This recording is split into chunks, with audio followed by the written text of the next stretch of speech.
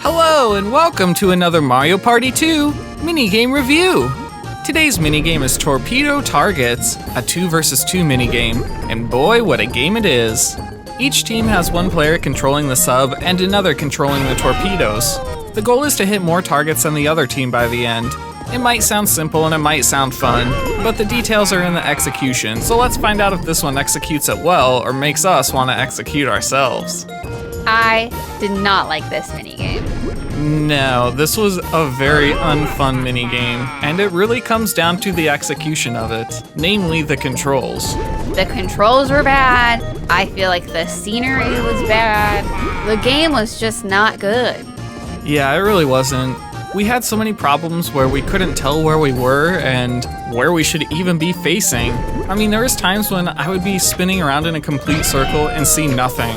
You're underwater, and you're kind of in a cavern maybe or something, so it looks like there's rocks all around you, but they're all the same color, so you can't tell if maybe you're stuck in a corner or maybe you're going too close to the rocks. There's not a lot of depth perception either, so you don't really know how far away from the wall you are to know if you should keep going in that direction or if you should turn around.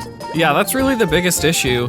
There is some stuff in the middle of the stage down on the seafloor, but if you're higher up than that, you can turn around in a complete circle and not see anything, and I'm pretty sure we both had that issue multiple times. Like you said, it's really hard to tell which wall you're looking at, so unless you go up and down a little bit, it's hard to get your bearings. Yeah, that, and we just didn't know if the targets were going to be towards the top of the water, towards the bottom, or on the side. You have no frame of reference for where you are or where you need to be going. Yeah, the scenery really needed some more variety to it, and the controls just didn't help either. It was so hard to make your way around. A lot of it was because of the scenery. You don't know if you should be going forward or backing up or going up or down. There's just no frame of reference to it, so everything is kind of working against itself. Yeah, I think one thing they could have done to improve this, if they were going to keep the same controls and the same scenery, would be to create maybe a map on the screen that had where the targets were so you knew where to go. I don't know. I feel like that would be too elaborate for a minigame, but I just don't think this is a good game as is. Yeah, I'm not really sure how you could fix this. Maybe the camera could be a little bit further back from your submarine. I feel like the camera was pretty close behind you, so it was really hard to get a big view of what you were looking at. If they pulled it back a little, that could help. Yeah, that's a good idea.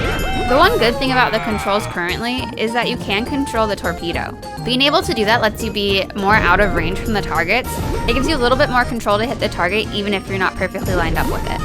Yeah, that did help, but we also had some issues with that as well because your controls are inverted, so you have to hit down to have the torpedo go up and hit up to have it go down. So that's not a big deal, but it is a learning curve if you're not used to that. Or if you keep forgetting like I did. Also that. So overall, just not the best minigame. It's one that kind of sounds fun to me, but actually playing it isn't a whole lot of fun. It's hard to get your bearings, it's hard to tell where you're at, and it's kind of hard to control as well. Every element of this game is kind of working against it to make this into something that I just don't care to play again. Sure, we've played worse, at least it's not a button masher, but this one doesn't have a whole lot going for it. We're gonna give it 2 stars out of 5. Yeah, that's unfortunate. Okay, can you believe it? The next minigame is our last one. Wow, that's crazy. We've already almost finished all 64 of Mario Party 2's minigames. I wish I could say it's been a treat, but sometimes it hasn't. Yeah, true, but we'll get to that when we talk about our top 10 best and worst for this game. Oh yeah, that'll be interesting. Well, next up is the last minigame for Mario Party 2, and that's Totem Pole Pound. If you enjoyed this review, please like, subscribe, and hit the bell. That way you can come back for Totem Pole Pound. Hope to see you then.